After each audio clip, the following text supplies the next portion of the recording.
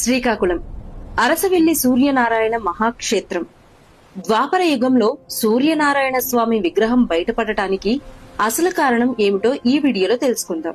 ద్వాపర యుగం చావు బతుకులో నీటి కోసం ఎదురు చూస్తున్న ప్రజల రోదనతో బలరాముడు తన నాగలితో నేలను చీల్చగానే భూమిలో దాగి ఉన్న జలశక్తి నేలపైకి వచ్చింది.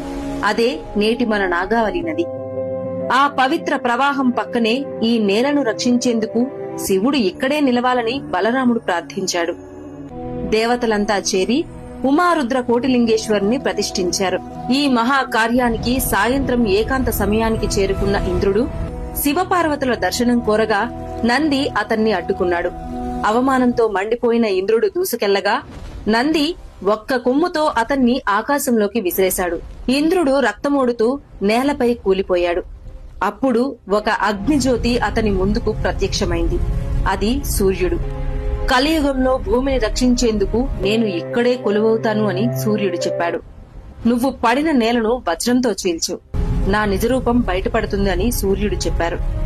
ఇంద్రుడు వజ్రాయుధంతో నేలను కొట్టగానే భూమి హృదయం పగిలిపోయింది. అందులోంచి వెలిగింది దివ్యమైన అరుణశిలతో స్వయంభూ సూర్యనారాయణ స్వామి. ఆ విగ్రహం వెలసిన క్షణంలోనే ఇంద్రుడి శరీరంలోని ప్రతి గాయం, ప్రతి నొప్పి ఒక్క క్షణంలో మాయమైపోయింది.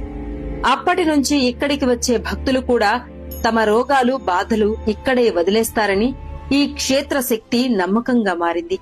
ఇంకా అద్భుతం ఏమిటంటే ఏడాదికి 2 సార్లు మాత్రమే, మార్చి మరియు అక్టోబర్లో పొద్దున్న తొలి సూర్యకిరణం గర్భగుడి చీకటిని ఛేదించి స్వామి పాదాలపై పడుతుంది.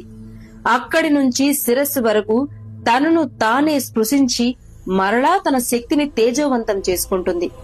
ఇది నిర్మాణం కాదు, సూర్యుడు తనే తన రూపాన్ని తాకే క్షణం. కృష్ణావతారం ముగిసిన తర్వాత కల్కి ఉదయించే వరకు ఈ భూమిని రక్షించేందుకు వెలసిన ఏకైక మహాక్షేత్రం శ్రీ అరసవెల్లి సూర్యనారాయణ స్వామి క్షేత్రం.